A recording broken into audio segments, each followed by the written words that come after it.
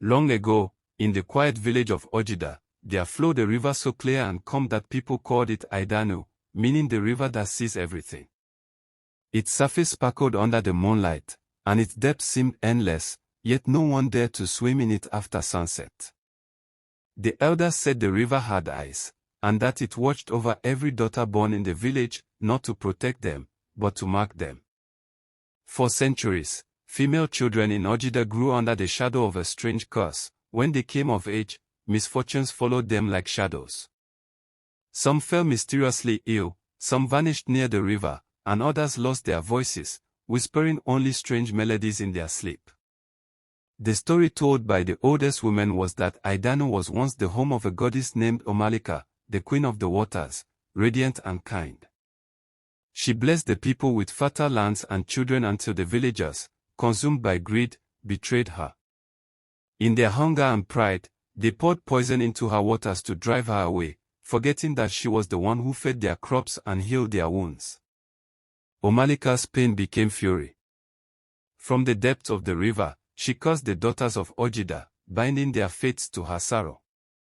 From that night, every female child carried a trace of her tears.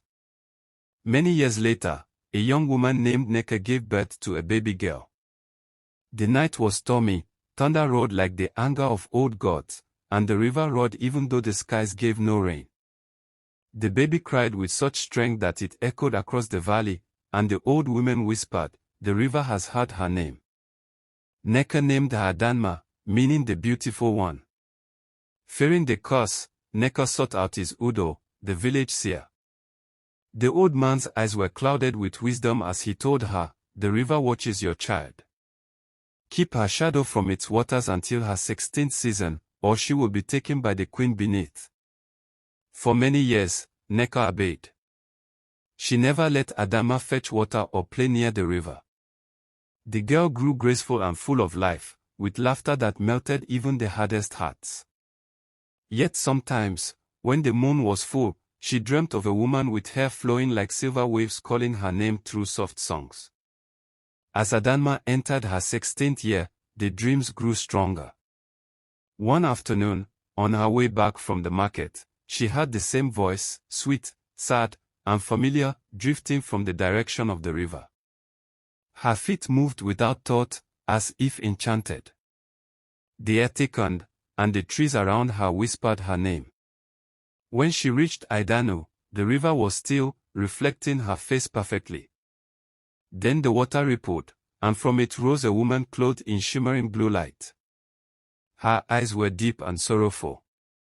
"Adanma," she said, "my child, you belong to me." Adanma trembled. "Who are you?" she whispered. The spirit smiled gently. "I am Omalicha, the mother you were never told about. You carry my blood, my tears, my pain." The river began to swirl, pulling Adanma toward it. She screamed, but her voice was swallowed by the wind. The water closed over her, and the forest went silent. By morning, the villagers found her lying by the river bank, alive but strange. Her eyes now shimmered like the river, and she no longer spoke, only hummed the haunting melody that had lured her away. Neka wailed and ran to his Udo. The seer examined the girl and said gravely, "The river's curse still breathes. Omalicha's spirit wants remembrance, not revenge. Until her story is honored, every daughter will bear her sorrow." He told them of the old betrayal, how greed had turned gratitude into pride, and how Omalicha's grief had become wrath. "The curse will not end until the people cleanse their hearts and the river together," he said. That night, under the full moon, the villagers gathered by the river with torches and trembling hearts. Neka carried 3 offerings, a white hen for purity, palm oil for peace, and a mirror for beauty once forgotten.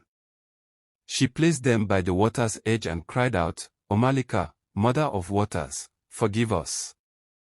Let our daughters live and laugh again." The wind rose, and the river stirred violently. A soft light rose from its depths, and Omalicha appeared once more, her face glistening with both anger and sorrow. "You have remembered me," she said. "Your tears have washed away the pride of men. I will lift my curse. But if ever you forget me again, Idanu shall weep blood. She reached out her hand, touched Adanma's forehead, and vanished back into the deep.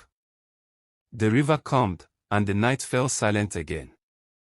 Slowly, Adanma opened her eyes and spoke her mother's name.